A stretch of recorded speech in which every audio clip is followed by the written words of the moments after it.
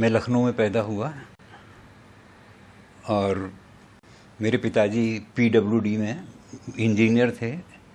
और उस टाइम पे जितने भी लोग वहाँ काम करते थे उन सबको गवर्नमेंट की तरफ से कुछ 99 ईयर्स के लिए लीज पे प्लॉट मिले थे। तो एक बहुत बड़ी कोठी थी हमारी और बस उस कोठी में ही बचपन बीता, स्कूल के दिन।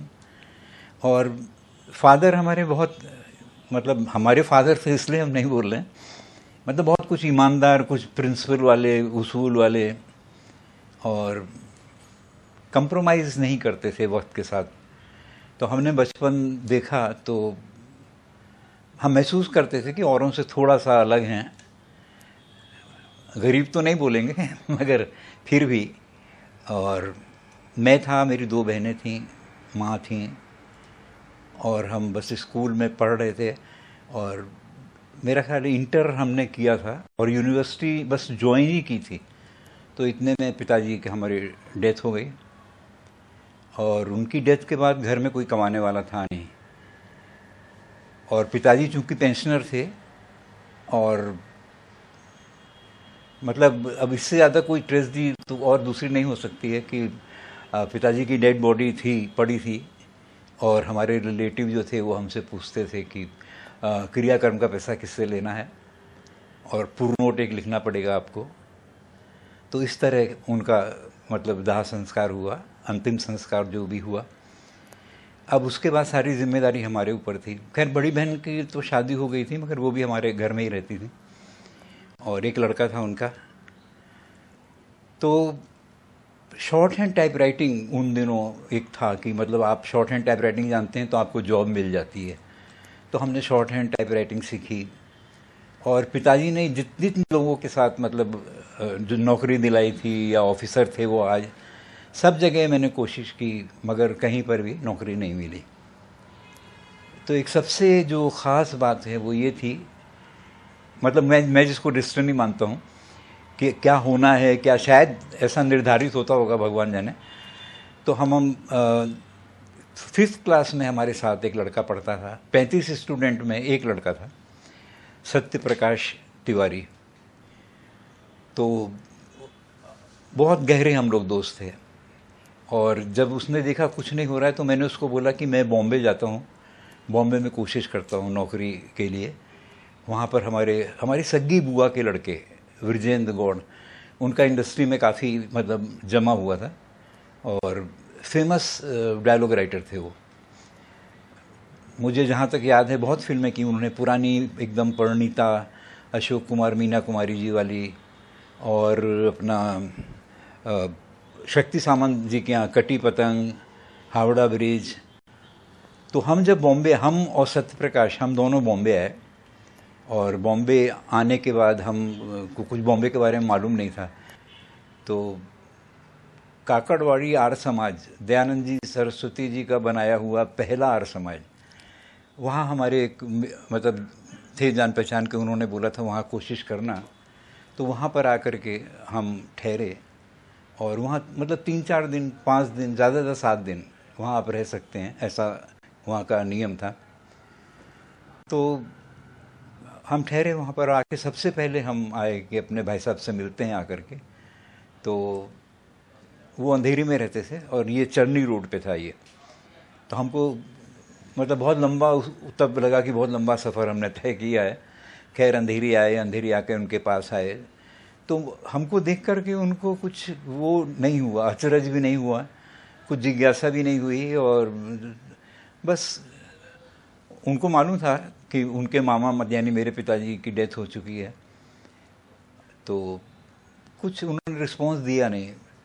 तो फिर मैंने उनसे पूछा, मैंने बोला भाई साहब मुझे कहीं नौकरी लगा दीजिए, आपकी फिल्म लाइन में तो बहुत से डिपार्टमेंट होते हैं, ऐसा है वैसा है। तो उन्होंने कुछ बोला देखते हैं, और हम लोग चले गए।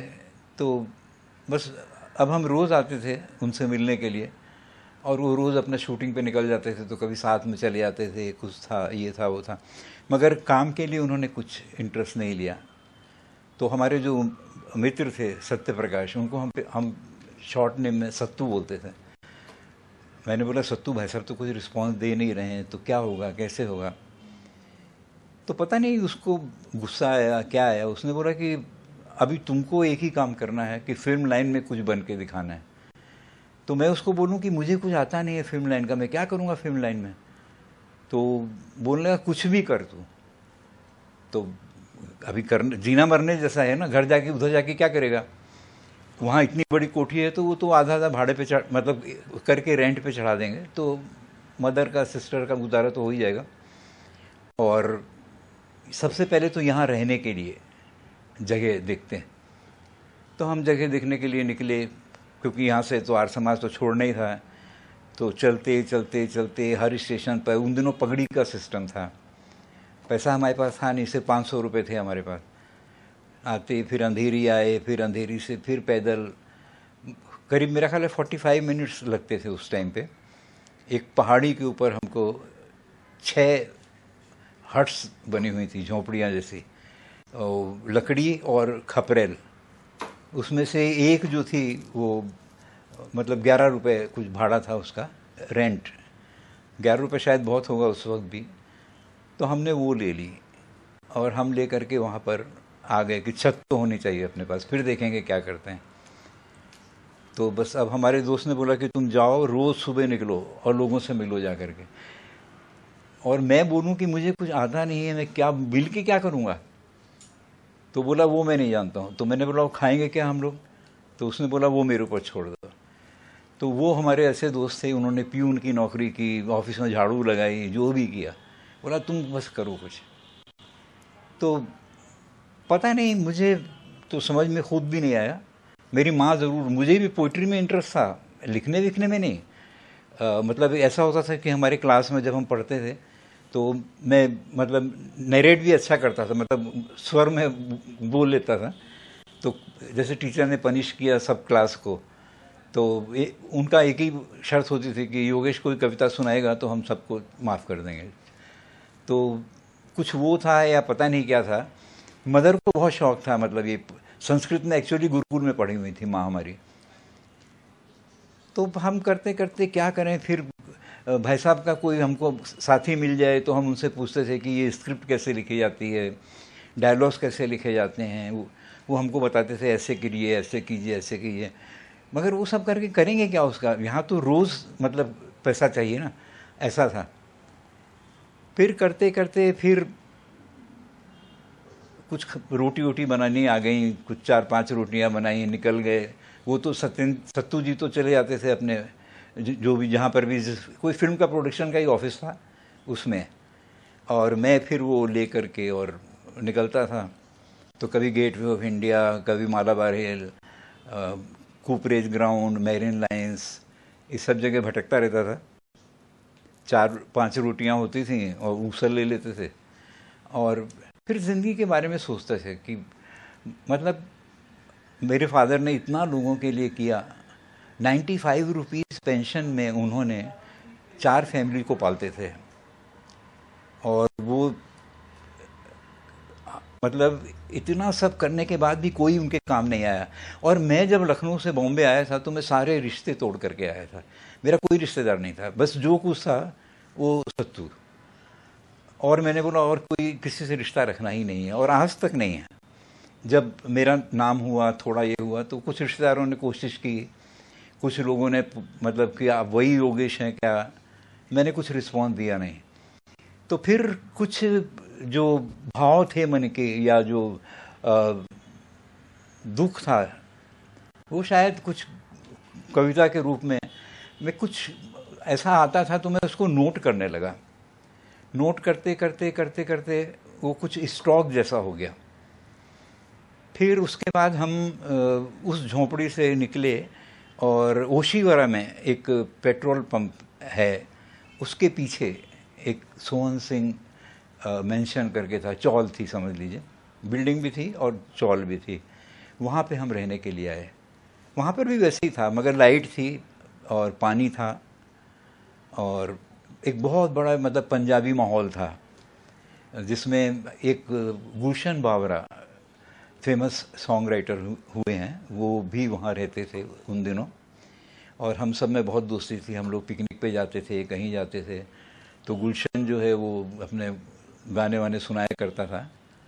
और कुछ दिन के बाद पता लगा कि वो उसके कुछ गाना रिकॉर्ड भी हुआ है, और कल्याण जी, वीर जी शाह करके हैं म्यूज़िक डायरेक्टर, उनके साथ हमको थोड़ा हम वहाँ से इंस्पायर्ड भी हुए। और हमको लगा कि क्योंकि गुलशन बाबरा बहुत फिजिकली बहुत दुबले पतले, तो मैं इतने दुबला पतला आदमी ऐसे कैसे लिख लेता है, और फिल्म में उसका गाना भी हो गया, ये हो गया, मैं क्यों नहीं कर सकता हूँ, मेरे पास भी तो एक स्टॉक है अभी। और फिर मैं अपने जब गाने सुनाता था तो सब लोग पूछते थे, फ्रेंड्स लोग, जैसे पिकनिक पे गुलशन कुछ सुनाया तो मैंने भी सुनाया, तो पूछते थे मुझसे कि ये किसका, कि हमने सुना नहीं, कि किसका है, किसने लिखा है, तो हम बताते नहीं थे कि हमने लिखा है। फिर हम सत्तू से पूछते थे, सत्तू वो, तो सत्तू पूछा किसने, तूने लिखा है क्या? मैंने बोला हाँ। बोला तू तो अच्छा लिखता है, तू ट्राई कर, अभी जा कंपोज़र से मिल, म्यूज़िक डायरेक्टरों से मिल। तो हमको एक थोड़ा सा वो हुआ, और हम बस चले जाते। उस टाइम पे एक यहाँ पर महालक्ष्मी स्टेशन के पास एक फेमस पता नहीं क्या बिल्डिंग थी, जहाँ पे मतलब 450-500 फिल्म के ऑफिसेस थे। तो वहाँ हम चले आते थे, और जा कर के और एक चिट पे लिख करके अपना नाम और अंदर भेज देते थे। कोई मिलता था, कोई नहीं मिलता था, छोटे मोटे मिले 2-4 लोग, थोड़ा सा हौसला बढ़ा। और फिर हमको किसी ने मिलाया, रॉबिन बनर्जी एक संगीतकार थे, उन्होंने सुना, तो हमारा तो स्टॉक था हमारे पास, और सुन के उन्होंने बोला कि तुम अच्छा लिखते हो, और मेरा कुछ होगा तो मैं तुमको लिखवाऊंगा। तो बस हम उनके साथ ही, फिर एक हमको सहारा भी मिल गया, भटकना बंद हो गया। वो खार में रहते थे, हम जाते थे, और मगर हमको मालूम नहीं था कि हमारे गाने सुनते हैं मगर ये कंपोज तो करते नहीं हैं। वो कुछ बैठे हुए हारमोनियम बजाते रहते थे। तो हमने एक दिन उनसे पूछा कि आप ये हारमोनियम ही बजाते रहते हैं, मेरे गाना तो कुछ आप कंपोज करते नहीं। उन्होंने बोला तुम समझे नहीं। मैंने बोला नहीं। बोला तुमको इस पे लिखना है। तो मैंने बोला और जो मैंने लिखा है, बोला वो ठीक है, लिखा तो अच्छा है मगर वो ये कंपोजिशन बहुत अच्छा है, इस पे लिखो। तब हमको पहली बार पता लगा कि कंपोजिशन पे पहले बनता है, और उसके ऊपर आपको वर्ड्स अकॉर्डिंग टू सिचुएशन लिखने पड़ते हैं। तो बस हम फिर कोशिश करते रहे और जगह जाना ना छोड़ दिया। और उसके बाद फिर 1 साल के बाद रॉबिन जी ने हमको बोला कि योगेश, एक फिल्म मिली है और तेरे 6 गाने जो हैं वो उनको पसंद आए हैं, और फिल्म करूं कि नहीं करूं। मैंने बोला मगर मुझसे क्यों पूछ रहे हैं आप, करूं कि नहीं करूं? बोला नहीं, वो ऐसे ही फिल्म है, क्योंकि मैंने पहले जैसी फिल्म की थी ना, वो तूफान मिल की वापसी, हंटर वाली, इस टाइप की, तो इसका नाम है सखी रॉबिन। मैंने बोला मेरा तो कोई तजुर्बा है नहीं, एक्सपीरियंस है नहीं, आपकी मर्ज़ी, आपका कैरियर, मतलब आपको करना चाहिए नहीं करना चाहिए। खैर उन्होंने फिल्म की, हमारे 6 गाने लिखे हुए थे। तो हम जब गए वहाँ पर प्रोड्यूसर से मिलने के लिए, तो उन्होंने हमको बोला कि आपको 25 रुपये पर सॉन्ग के हिसाब से मिलेंगे। तो हमको 25 रुपये बहुत लगे उस वक्त। अरे हम 8-10 लाइनें लिखी, हमने 25-25 रुपये दे रहा है हमको। तो उनको लगा कि शायद हमको लग रहा है कि कम है बहुत। तो उन्होंने बोला इंदिवर जी और ये आनंद बख्शी साहब 15-15 रुपये में देखिए लिखा, वो गाने लिखे हैं उन्होंने, हमारे वाउचर उन्होंने दिखाया हमको। तो हमने बोला नहीं नहीं ठीक है, 25 ठीक है। तो 2 दिन रिकॉर्डिंग हुई और 2 दिन में 150 रुपये हमने कमाया। और उस दिन हमने सत्तू को बोला कि तुम छुट्टी पे आज ऑफिस नहीं जाओगे, आज हम लोग खूब घूमेंगे, खाए पिएंगे। और खूब हम लोगों ने मस्ती की। फिर उसके बाद रॉबिन जी का काम शुरू हुआ, तो फिर ये गाने आए, HMV कंपनी थी, तो कोई मिस्टर रेले थे वहाँ पर, वो आएंगे, वो गाने सेलेक्ट करेंगे, 2 गाने इसमें से कट हो जाएंगे जिनका रिकॉर्ड नहीं बनेगा, ऐसा सब कुछ रूल भी था। खैर जो भी है, उसके बाद अब ये गाने बजेंगे कहाँ पर, तो सिर्फ रेडियो सेलोन था जहाँ पर 8 से और 9 के बीच में जो गाने बजते थे सुपर हिट माने जाते थे। तो हमारा गाना भी उसमें खूब बजा, सुमन कल्याणपुर और मन्ना डे का तुम जो आओ तो प्यार आ जाए, ज़िंदगी में बाहर आ जाए। और हमारे म्यूज़िक डायरेक्टर को 9 फिल्में मिली, और बस हमारे पास तो काम ही काम था। और 9 फिल्में भी मतलब मार्वल मैन, जंगली राजा, रॉकेट टार्जन, फ्लाइंग सर्कस, इस टाइप की फिल्में।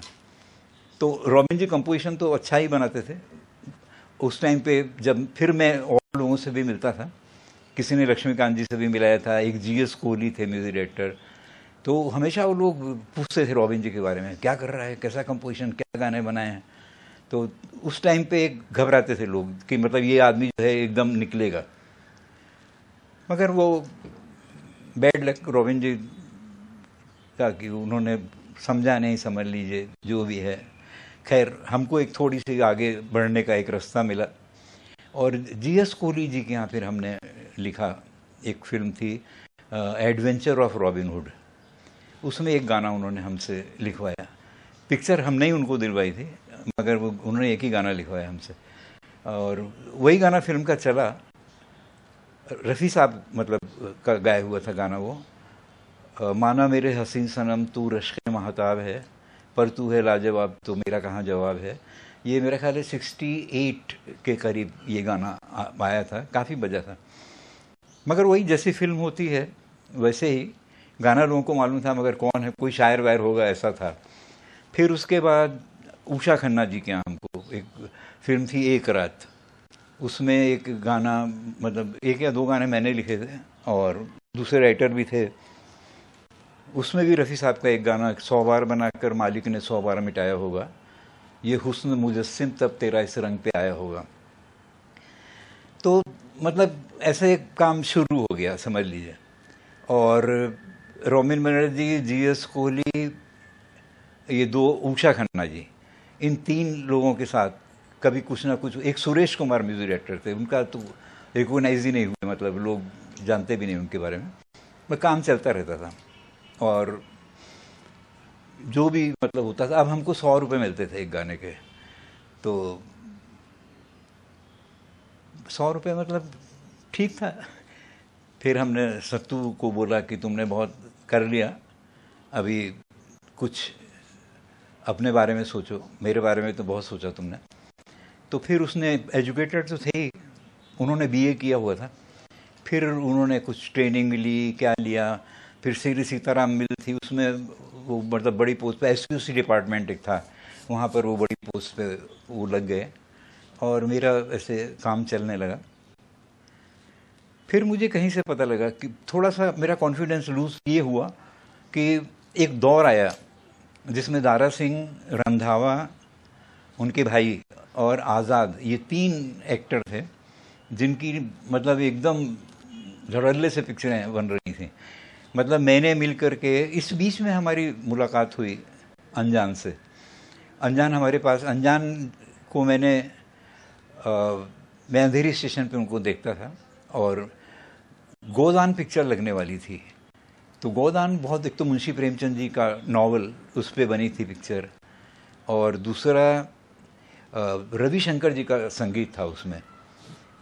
तो मुझे कि बहुत बड़े कवि हैं, तभी तो मतलब इनको ये फिल्म मिली होगी, जो भी है। वो फिल्म फ्लॉप हो गई और अनजान को कुछ काम नहीं था। तो मैंने कोई एहसान नहीं किया, मगर मैं, जब मुझे 100 रुपये मिलते थे तो मैंने उनसे हर फिल्म के लिए, मैंने अपने कंपोज़र रॉबिन जी जो थे उनसे मैंने रिक्वेस्ट की। उषा जी के यहाँ भी मैं उनको लेके गया कि हम साथ में काम करेंगे। फिर हम दोनों ने मिल करके काफ़ी फिल्में की, हुस्न का गुलाम। मगर क्या प्रॉब्लम हो गई कि सिर्फ 2 लड़कियों का गाना है, जो लक्ष्मीकांत प्यारे जी का म्यूज़िक जो पारसमणि में चला, हिट हुआ, हंसता हुआ नूरानी चेहरा, और एक जीएस कोहली जी का था, तुमको पिया दिल दिया कितने नाज से, नैना लड़ गए भोले भाले कैसे दगाबाज से। इन गानों की वजह से एक बाढ़ आ गई जिसमें 2 लड़कियों का गाना, तो 2 गाने तो होने ही होने। और हम लिख लिख के तंग आ गए कि वो मेरी जुल्फ़ें, मेरी अदाएं, मेरी ये नशा और ये। फिर हम कुछ लगा कि ऐसा अभी इंटरेस्ट ही निकल गया फिल्म में गाने लिखने का कुछ, क्योंकि गाने सुनते थे हम, शंकर जयकिशन का म्यूज़िक, अपना शैलेंद्र जी के गाने, हसरत जयपुरी जी के, शकील बदायूनी जी के, मजरू साहब, ये सब लोग के गाने जो बड़ी बड़ी फिल्मों के सुनते थे, तो कितना अच्छे गाने लिखते हैं। हम क्या वही अदा वदा ये सब लिख रहे हैं, कुछ लिखने का वही नहीं है, सोचने का है ही नहीं कुछ। तो सब फिर हमारे दिमाग में आया, हम जो ये हमको एलपी जो रिकॉर्ड्स मिलते थे सुनने के लिए, HMV हमको देते थी, जो मतलब राइटर्स को, वो हम सुने कहाँ पर, हम तो जहाँ रहते थे वहाँ ग्रामोफोन खरीदने का तो सवाल ही नहीं था। तो हमारे जो म्यूजिक डायरेक्टर थे रोमिन बनर्जी, उनकी जान पहचान थी मिसेस सलीम चौधरी से, उनके यहाँ वो जूक बॉक्स था, तो हम उनके यहाँ सुनने जाते थे। तो एक दिन हमने उनसे बोला कि दीदी हमको दादा से मिलवाइए ना, सलीला से।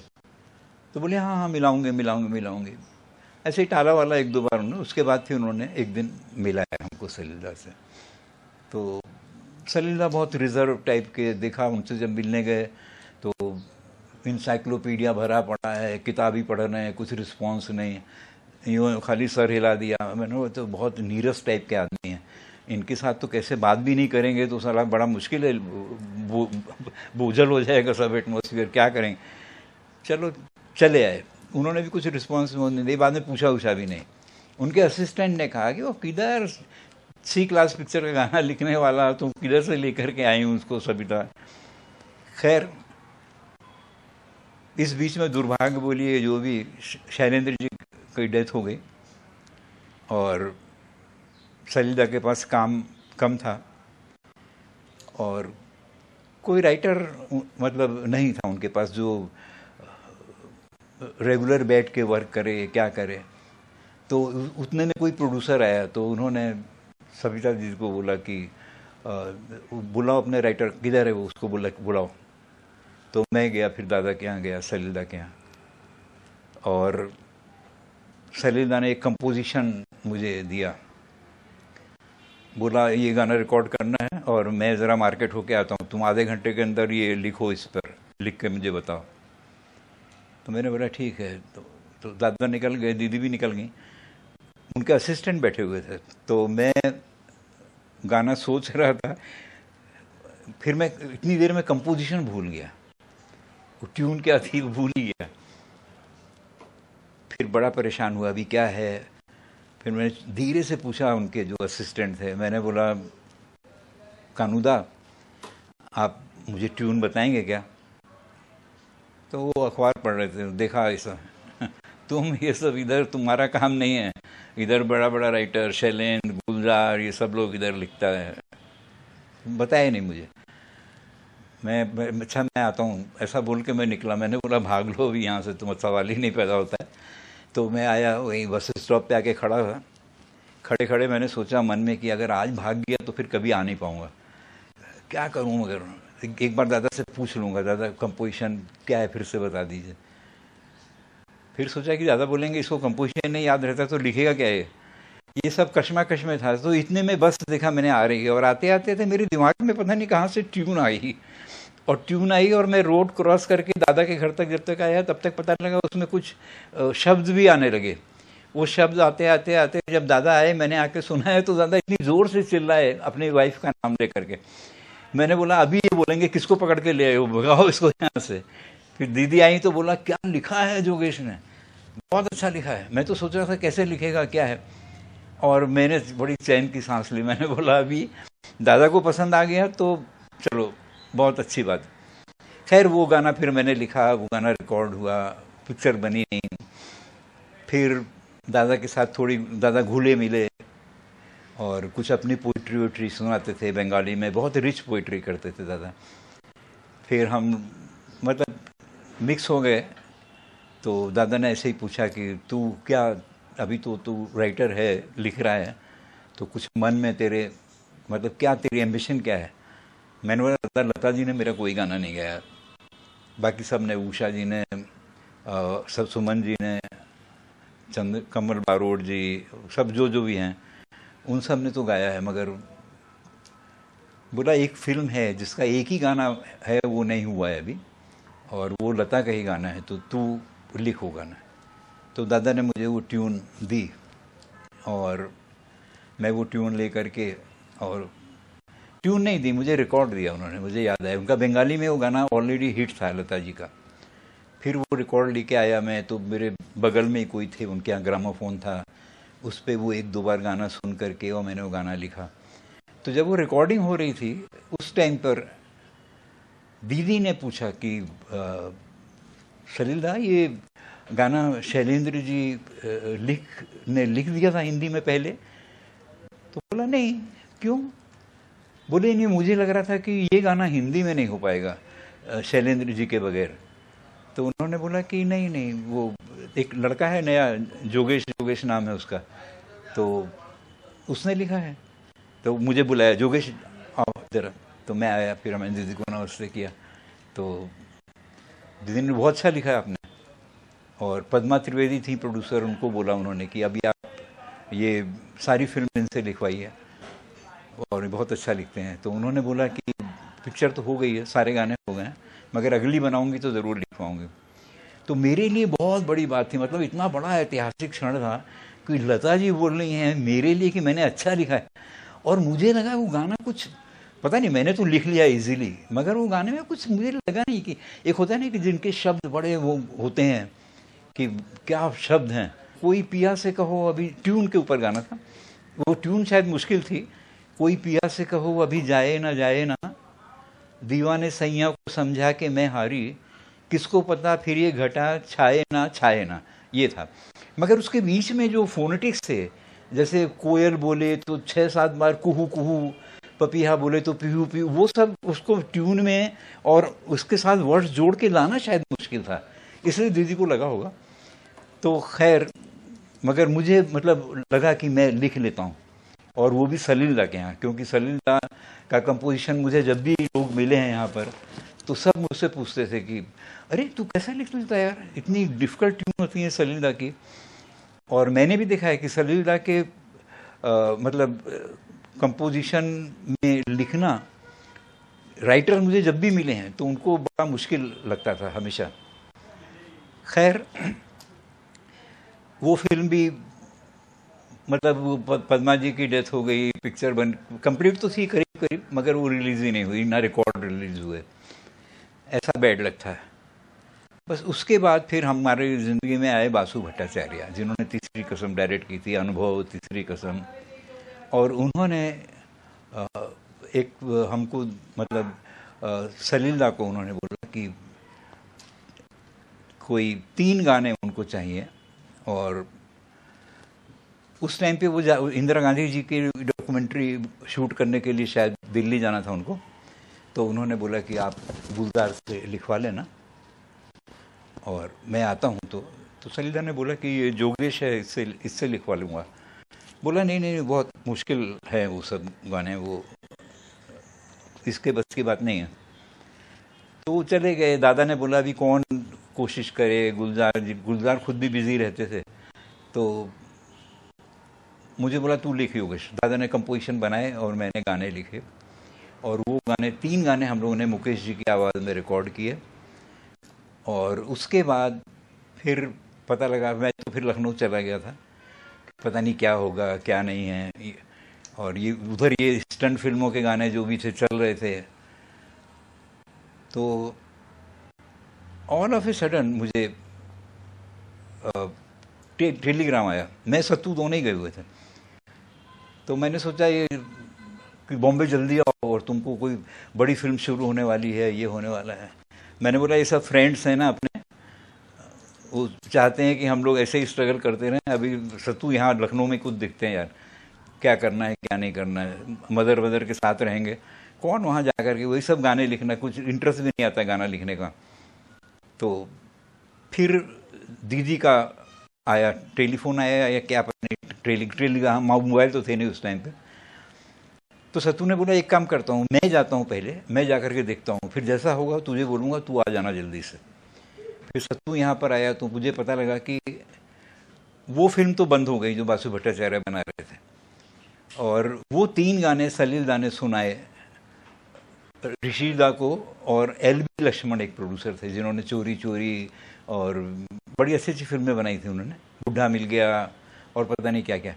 तो वो 3 गाने उन्होंने ख़रीद लिए थे। और वो ऋषि दा ने बोला कि मेरी फिल्म शुरू हुई आनंद, उसका एक गाना शुरू ऑलरेडी गुलजार साहब लिख चुके थे, मैंने तेरे लिए 7 रंग के सपने चुने। और उसमें एक मुझे लग रहा है कि सिचुएशन पे गाना बिल्कुल फिट है। और तो ये 2 गाने जो हैं वो मुझे इसमें से दे दो। तो लक्ष्मण जी ने बोला 2 तो मैं नहीं दूंगा, एक गाना इसमें से कोई भी सेलेक्ट कर लो। तो ऋषिदा ने वो गाना सेलेक्ट किया, वो था जहाँ से लोगों ने मतलब मेरी पहचान बनी, और वो था कहीं दूर जब दिन ढल जाए, सांझ की दुल्हन बदन चुराए, मेरे ख्यालों के आंगन में कोई सपनों के दीप जलाए। ये गाना था, ये ऋषिदा ने ले लिया। और दूसरा गाना जो था मुकेश जी की आवाज़ में, नैन हमारे सांझ सकारे देखे लाखों सपने, सच्चे कहीं होंगे या नहीं कोई जाने ना, कोई जाने ना यहाँ। ये था अन्नदाता के लिए। और अन्नदाता पूरी पिक्चर, मतलब जया जी की, जब जया भादुरी थी, पहली फिल्म थी उनकी गुड्डी के साथ, और उस फिल्म की पूरी मुझे लिखने को मिली। और आनंद में मेरा एक गाना ये लग गया, और थोड़ा सेटिस्फेक्शन हुआ कि कुछ अच्छा लिखने को मिला। और आगे क्या होगा तब भी नहीं मालूम था। फिर उसके बाद इस तरह सिलसिला शुरू हो गया, और बहुत लंबा किस्सा है, मतलब बोलते बोलते दर्शक पता नहीं, सुनने वाले बोर तो नहीं हो रहे हैं। उस टाइम पे मतलब कहानी होती थी, और कहानी होती हुई और अपनी ज़िंदगी की कहानी से अगर मिल जाए, जिसमें मतलब इसको कॉमन अपील मैं बोलता हूँ, तो दिल का जो दर्द है वो उसमें अपने आप ही आ जाता है। जैसे सत्तू जैसे मेरे दोस्त थे, आनंद की वो लाइन है, कहीं तो ये दिल कभी मिल नहीं पाते, कहीं से निकलना है जन्मों के नाते। तो ये लाइन ऐसे ही नहीं आई है, ये हुआ है ज़िंदगी में। जो अपने थे, अभी मैंने कहीं लिखा था एक, जब किसी शाख से कुछ फूल बिखर जाते हैं, दर्द कांटों की तरह दिल में उभर आते हैं। तो उसमें एक शेर था, जो थे अपने वही अपने कभी अपने ना हुए, अब कोई प्यार से मिलता है तो डर जाते हैं। तो इस तरह के जो थॉट्स या इस तरह की ज़िंदगी में जब घटनाएं आती हैं जो हमारे साथ जुड़ी हुई हैं या इतने लोगों के साथ जुड़ी हुई हैं, तो मैंने भले ही कम काम किया हो, मगर मुझे सिचुएशंस वो मिली जो मेरी लाइफ में भी थी और फिल्म में भी थी मोस्टली। तो इस तरह मतलब शायद यही वजह होगी, मेरा जहाँ तक ख्याल है। मतलब मैं तो जब मुझे फ़ोन आया तो मुझे बड़ा आश्चर्य हुआ, और मैंने पूछा फ़ोन मतलब करके कि ये मुझे क्यों दे रहे हैं आप, क्यों? तो उन्होंने बोला कि हमारी मर्ज़ी है, हम दे रहे हैं आपको। मैंने बोला नहीं, मगर मैं तो कुछ इतना मैंने कुछ किया नहीं है। गुलजार साहब हैं, शेर अपना जावेद साहब हैं, और भी होंगे बहुत से जिन्होंने। बोला नहीं, हम आपको दे रहे हैं तो आप लीजिए, आपके क्वेश्चन और प्रश्न आप क्यों कर रहे हैं। मैंने बोला ठीक है। हालांकि उस टाइम मेरा ऑपरेशन हुआ था, फिर सत्येंद्र जी हमारे वही कहीं तो दिल का भी अभी एक आए हैं और हमारे जीवन में वो ले गए साथ में। और इस तरह हमको कभी पता नहीं आरती जी, हमको कभी लगा नहीं ऐसा। हम मतलब यहाँ पर शायद ये बहुत ज़रूरी है कि आपको जो लोग समझ रहे हैं आप वो हैं, ये आप दिखाइए लोगों को। हमको कभी लगा नहीं ऐसा कि हम हैं क्या। हम हर आदमी को यहाँ प्रोफेशन तो चाहिए, मतलब काम तो चाहिए, पैसा तो चाहिए, उसके लिए कोई कुछ काम करता है, कोई कुछ काम करता है। ये ग्लैमर की लाइन है, इसमें हमको उतना तो नहीं लोग, हमको क्या, जो चाहे टॉप का राइटर भी होगा, जितना एक्टर को वो मिलता है उतना तो नहीं वो मिलता है। मगर एक है अपनी जगह, एक सर्किल है, ये भी एक मतलब उसका एक भाग है, पार्ट है। तो अप्रिशिएट करते हैं। तो हमको इतना बड़ा अपना, हम क्या तीर मार दिया जिस दिन। अब देखिए मुझे, मैं ये किसी स्कूल में आप गाने लिखना, कविता ये कर नहीं सकते हैं, कोई स्कूल नहीं है इसका, ये आपको नेचुरल गिफ्ट है।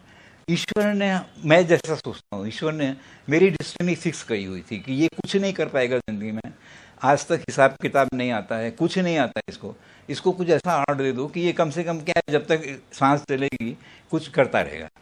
बस वो उसने दिया। मैंने वो ईमानदारी के साथ बहुत मेहनत करता हूँ जब मैं लिखता हूँ, मतलब वो 10 पहलू से उसको सोचता हूँ। और दूसरा सलीलदास जैसे, मतलब मुझे मतलब मैंने तो सलीलदास के लिए यहाँ तक हमेशा बोला है कि रविन्द्रनाथ टैगोर के बाद अगर वो पोएट होते, उनका कैरियर पोएट, तो शायद वो रविन्द्रनाथ टैगोर जी के बाद सलीलदास का वो होता। इतनी गहराई थी उनकी कविताओं में। फिर बहुत अच्छे लोग मिले, बरवंदा मिले, हालांकि ज़्यादा नहीं काम कर पाया, 2 ही फिल्में कर पाया, एस डी बर्मन जी, पंचमदा, सभी अच्छे मिले। मदन जी के साथ मदन मोहन जी एक फिल्म कर पाया, मगर देखा मैंने, मतलब जानते थे क्या है सिचुएशन की गहराई को समझते थे, कैसे हम लोग आपस में, मतलब ये नहीं अच्छा लग रहा है तो ऐसे करो वैसे करो। मदन मोहन जी के साथ मैंने एक ही फिल्म की, जो फिल्म तो रिलीज़ नहीं हुई, मगर मेरा लक था कि मैं अगर शायद ऐसे बोलता तो लोग बोलते अरे ऐसे ही फेंक रहे हैं।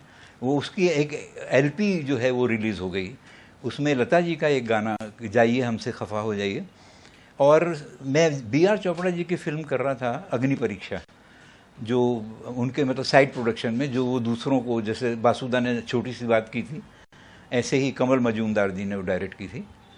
तो उस रिकॉर्डिंग के टाइम पे मुझसे पूछा था B.R. चोपड़ा जी ने कि योगेश जी पाकिस्तान में लता जी ने कब गाया कोई गाना। मैंने बोला पाकिस्तान, मैंने तो कभी न्यूज़ में पढ़ा नहीं कि लता जी पाकिस्तान गई हों, वहाँ गाना गा के आई। बोला एक गाना है, मैं आपको बताऊंगा। मैंने आप मुझे बताइए तो फिर मैं पता लगाता हूँ। तो फिर जब रिकॉर्डिंग के टाइम पे उन्होंने मुझसे पूछा कि वो गाना था जाइए हमसे खफा हो जाइए, दुश्मनों का आसरा हो जाइए।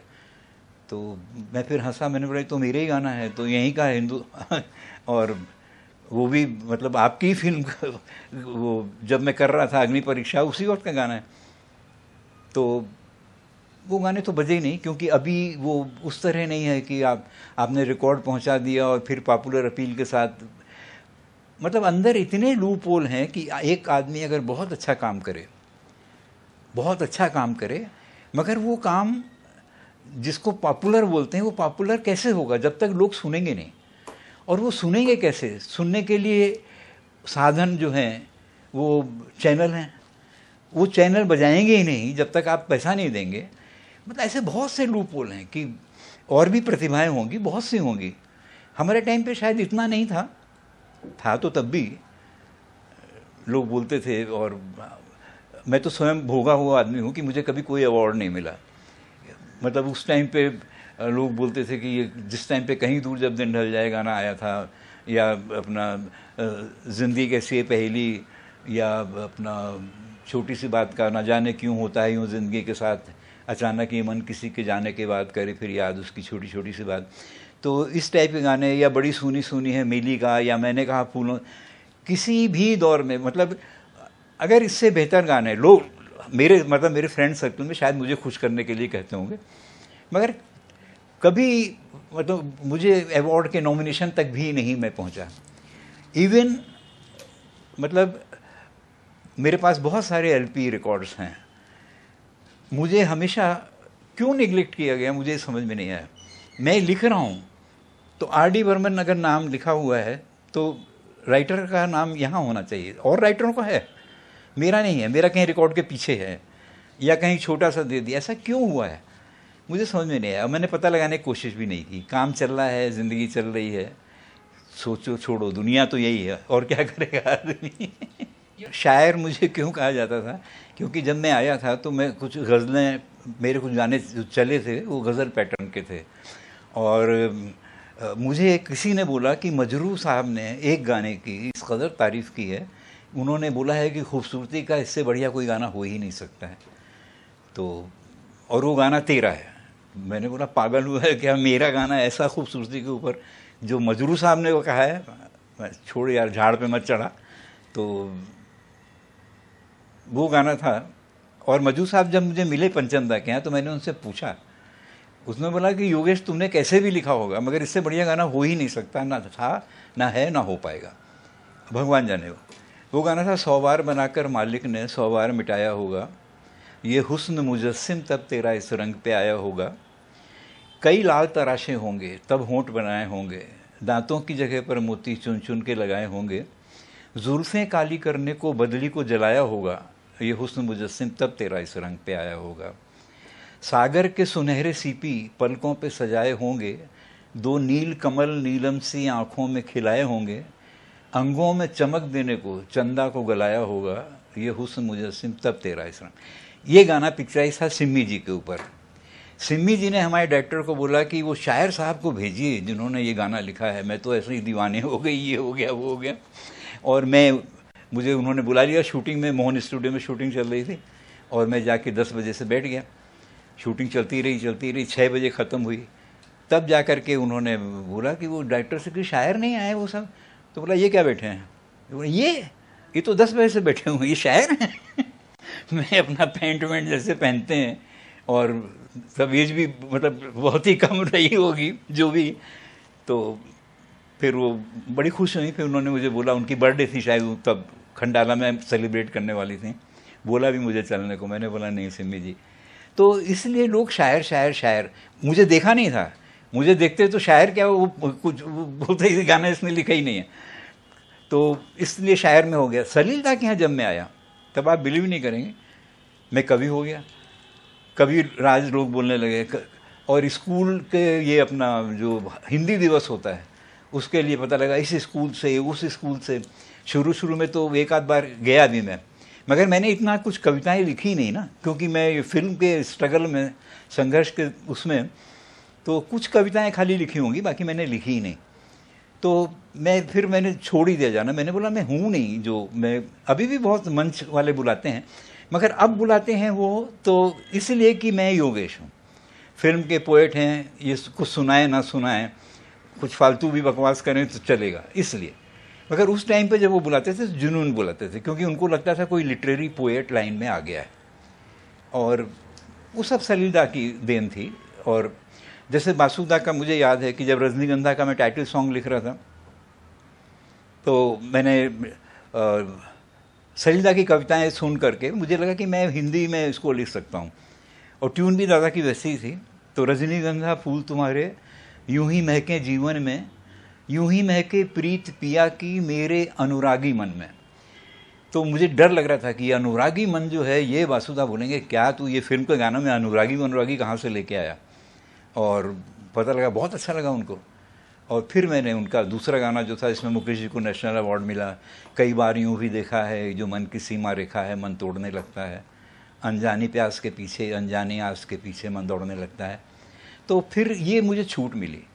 और मैं और इंदिवर जी उस टाइम पे, मतलब, और नीरज जी बाद में आए, जो एक आम मतलब भाषा में और उसके साथ फिलॉसफी और ज़िंदगी की सच्चाई ये सब मतलब जोड़ के करने वाले, मतलब वो जो खालिस उसका जो दौर था, वो चश्मे बद्दूर और पता नहीं क्या इस तरह के कोई वर्ड आते थे, उर्दू की शायरी ज़्यादा होती थी, वो एक चेंज तो आया था। और अब तो इतना चेंज आ गया है कि कुछ भी जिंगल वाला भी लिखो, कुछ भी लिखो। काफी चेंजेस आ गए, बहुत चेंज है फिल्म इंडस्ट्री में। 100 साल पूरे हो गए हैं। और आने वाले युग को आप क्या कहना चाहेंगे, या आप अपना कोई पसंदीदा सबसे आज तक जो आपने जो लिखे हैं, डेफिनेटली आपके हर गीत हर बोल आपका सबसे फेवरेट रहा होगा, लेकिन अगर हम आपसे पूछे कि आपका एक पसंदीदा आज के दौर में अगर आपको गुनगुनाना पड़े तो आप वो कौन सा गाना होगा जो आप गुनगुनाएंगे आज?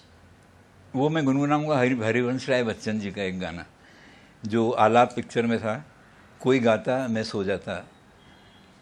ये गाना संस्कृत के विस्तृत सागर में सुख दुख की, मुझे याद नहीं है पूरा, मगर मेरे जीवन का हारा हल, मेरे जीवन का खारा जल, कोई अपने स्वर में मैं भर कर मत कर, बरसाता मैं सो जाता। मतलब मैं थक गया हूँ अभी।